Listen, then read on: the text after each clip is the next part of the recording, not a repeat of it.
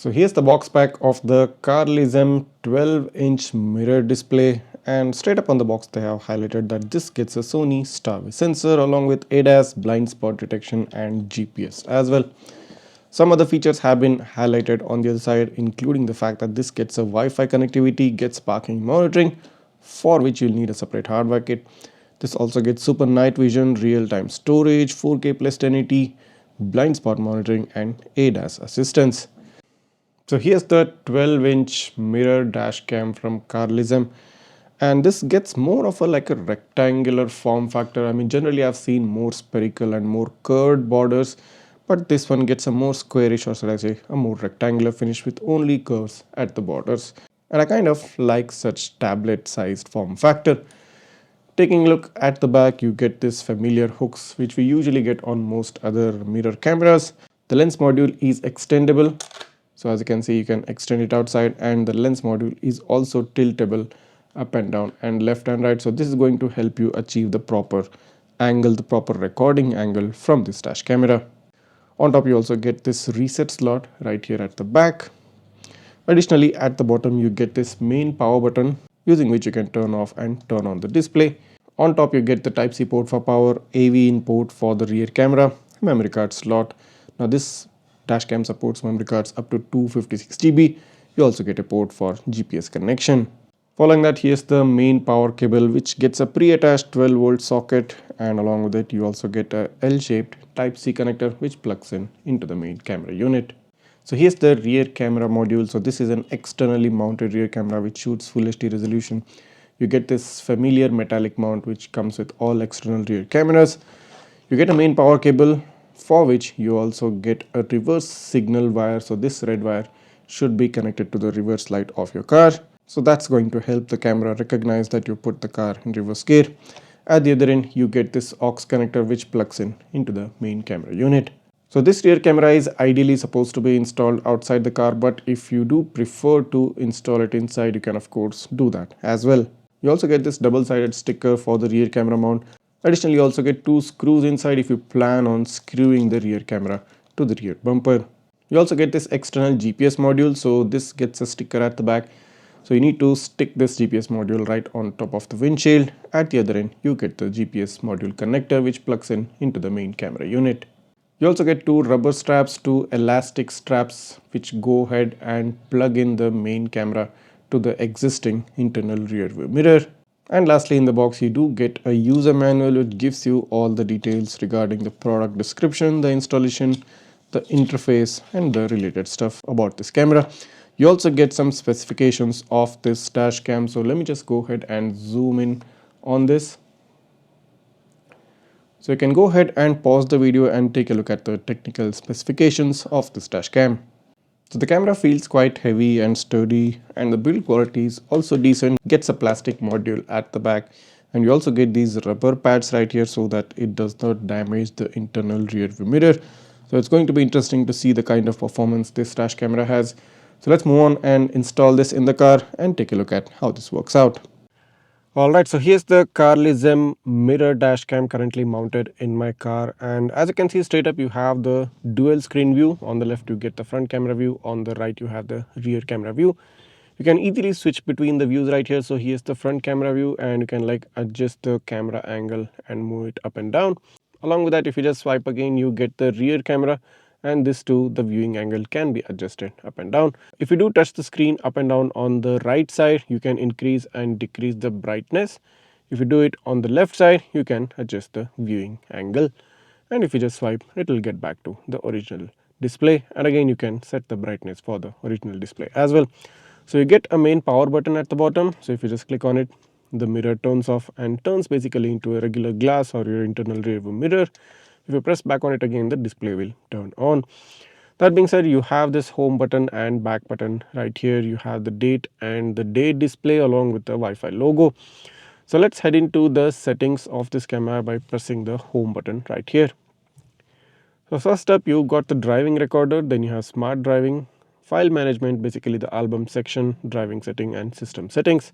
If we do head into the system setting, at first you have the screensaver option, within which you can set it to activate after 10 seconds, 30 or 60 seconds. Then you have the key voice, basically the beep sound you get once you touch the screen. Then you have the speaker volume, you can increase or decrease that. Then you have the boot sound, you can enable or disable that. Then you have the language option, then you have the date and time option, then you have summertime, then you have GPS test, time zone, speed calibration, speed setting either miles per hour or kilometers per hour. Then you have the Wi-Fi app, format the memory card, then you have the default factory settings and the version for this particular device. That was about the system settings. If we do head into the driving settings, first of all you get the resolution option, you get the option of either 4K or 2K. Following that, you have the loop recording option from a minimum of 1 minute up to 3 minutes. Then you have the time lapse option, within which you can select 1 second, 2 second or 3 second, or you can completely turn it off. Then you have the time lapse duration, you can either set it at 12, 24 or 48 hours. Then you have the record audio option, basically the mic option. Then you have the G sensor for collision sensitivity. Then you have the parking guard option. If you do head into that, you can set the sensitivity to low, middle or high. Then you have the date stamp, GPS stamp and back mirror option. So you can mirror the video from the rear camera. Then you have the license option right here. You can enter the license plate number. That being said, heading back, you've got the file management settings. So within the file management, you have the recorded videos which you can access easily straight up on the display. So as you can see here, the recorded videos are currently being played out. So anytime you want to access videos, you have it right here within file management. Then you have the smart driving option, so within which you've got three options: the ADAS option, advanced driver assistance system, BSD, that's blind spot detection, and LCA option. So you can turn on either ADAS or the blind spot detection, so both can't be used simultaneously. As you're seeing right now, if I enable ADAS, the BSD turns off, and if I enable the blind spot detection, the ADAS turns off. Even in terms of LCA, if I can turn it on, so blind spot and LCA are turned on together. If I do turn on ADAS and LCA, it won't do that. So LCA can be used along with the blind spot detections. You've got individual settings for the alarm sound and speed threshold for LCA, for blind spot detection, alarm sound and speed threshold. And finally for ADAS also you get alarm sound, alarm sensitivity and alarm sensitivity at particular speeds, which you can set based on your requirement. That being said, coming back to driving recorder, so that's basically the main home screen wherein it shows you all the driving status. So you've got the recording option right here. You can enable or disable the recording. So if you click back on it again, the recording will start. Then you have the snapshot option. It will take a snapshot. Then you have the emergency lock video. If you click on it, the recording logo will turn yellow, and this means it's recording an emergency video. You can turn on or turn off the mic straight up from the home screen right here. And finally, you've got the switch camera button, so you can switch between the front and the rear camera views or get a side-by-side view on the screen. So this was the quick overview of all the on-screen settings. Now let's move on and show you, like if I do engage the reverse gear of my car, the camera shifts into the reverse mode. And you also get 3 different modes set within it, which you can customize based on your requirement. So this is also a useful feature. So moving on to the number plate readability, here's the front camera during daytime, and if I zoom in at a vehicle about a distance of 10 feet, a very crystal clear read. The Starvis IMX335 is doing its job quite well. Even though you can see some dust particles which have been captured in this image, which are basically on the windscreen of the glass, it doesn't affect the number plate readability by itself. So you get a very clear looking number plate read during daytime at a close range of about 10 feet. If we do move in to take a look at the number plate read during night time, and do note that this is more or less slightly under the glare of my headlight, and if we just zoom in, although it might not look as good as what we just saw during daytime, but still the fact that each letter and number is clearly visible shows the capability of the camera to capture number plates even more or less when under the glare of headlights, and that's a good thing. Moving on to take a look at the rear camera's number plate read during daytime. So this is at a very close range. So zooming in, you get a crystal clear image of the number plate at a close range during daytime. So you can totally rely on the rear camera in terms of gathering evidence during daytime at a very close range. So moving on to the overall video quality, during daytime the front camera shoots an upscaled 4K 2160p resolution at 25 frames per second, has a bitrate of close to 28,000 kbps and a file size of about 204 MB per minute. Now in terms of contrast, this is looking more or less natural. In terms of exposure, maybe slightly higher, and this might be contributed by the fact that the sunlight was like directly towards the dash camera. But overall, the Starvis IMX335 is doing a good job. You get a balanced view, you get a decent looking front camera quality. The field of view is also quite good. The camera is able to cover both the A pillars of the car, considering the fact that this is an internal rear view mounted camera, not a traditional windshield mounted cam. You get a very good field of view, you get a wide screen. And one more thing which you should note is that you need to keep your windshield clean if you don't want the camera to capture the dust on it. Moving on to take a look at the nighttime quality. So this too is looking a very balanced footage. In terms of saturation, I'm quite surprised. It's looking quite good. The colors are quite punchy. You can see those blues, yellows, popping out on the video. The contrast is also quite nice.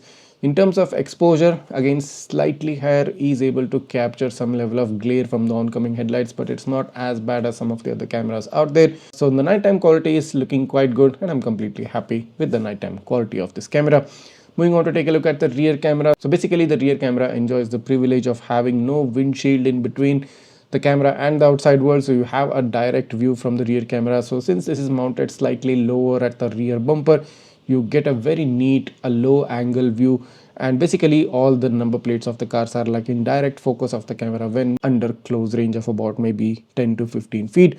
So the field of view is not as wide as the front, but still good enough to cover a decent area. So this camera during daytime is quite good in order to capture number plates, in order to capture any level of evidence which you might want from your dash camera. And of course this camera is also going to help you while taking reverse along with your reverse assist lines. Moving on to the nighttime quality from the rear camera. So this does tend to capture some level of glare from the vehicles which are directly facing towards the camera, but the rest of the area looks quite good. The contrast is nice. The exposure is also looking quite decent in the rest of the areas. So overall the rear camera does shoot at a 1920x1080 full HD resolution at a similar 25 fps, just like the front camera. Has a bitrate of less than 10,000, that's about 8,800 kbps, and a file size of close to 60 MB per minute. So the rear camera does perform well when there are like no headlights directly facing towards the camera. In terms of the overall video quality, it has a softer image, and in terms of the contrast and the saturation, it does look quite well and quite nice, and most usable for any evidence-based purposes or any events which you might want to capture from the rear camera. So in the end, what works in the favor of the Carlizem G1 Pro mirror dash cam is that under the price bracket of about 14,500 rupees, you get access to the previous gen Sony Starvis sensor, specifically the IMX335. You also get a GPS module, which most mirror dash cams might miss out within that price range, and on top of it you get a larger display compared to the other cameras out there. Additionally, you also get built-in ADAS and a blind spot detection feature within this camera, which are quite unique within that price range. And if you're someone who particularly prefers these kinds of features along with a larger display and all the other features which I just mentioned, I think the G1 Pro will work particularly in your favor. So if you are interested in grabbing this mirror dash cam for yourself, the purchase link is provided right down below in the description. Go ahead and grab it right now before somebody else does. And if you do have any doubts or queries regarding this camera, just write that down in the comments. I'll try to get back to you as soon as possible. And if this video has helped you out in one or the other way, make sure to go ahead and hit that subscribe button, smash that like button, and share this video with all your friends who are looking for mirror dash cams under the 14 to 15,000 price range. See you in the next one.